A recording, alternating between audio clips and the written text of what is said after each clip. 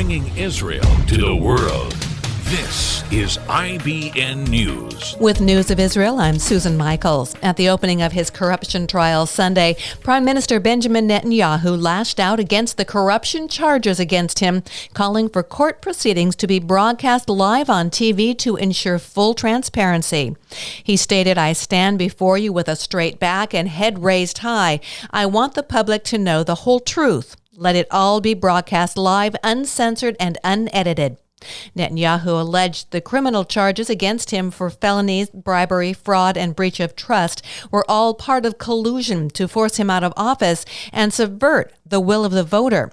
In a statement released after adjournment for the day, Attorney General Avichai Mandelblit responded to the attacks by the Prime Minister against him, the judicial system, and the state prosecution, saying, "We will not be cowed by attempts to attach suspicion to our motivation, which remains to protect the rule of law." Texas Senator Ted Cruz is heading an effort to establish a mutually cooperative program to join American and Israeli resources to battle the ongoing pandemic. In addition to other legislation in the U.S., Cruz has proposed a plan to fight COVID-19 through the Expanding Medical Partnerships with Israel to Lessen Dependence on China Act, or MPIL DOC. Referring to America's dependency on China as deeply problematic, the senator said, "Expanding partnerships with Israel, an ally and global leader in medicine, is a common-sense step." Officials in Gaza reported the first death from coronavirus over the weekend, as fears that an outbreak could paralyze their already suffering healthcare system.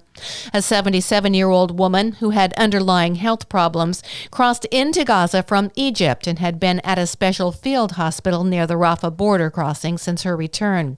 Authorities in the Hamas-ruled Gaza Strip report 35 confirmed new cases this week, bringing the total to 55.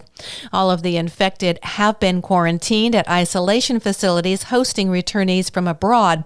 There have been no reports of community transmission of the virus.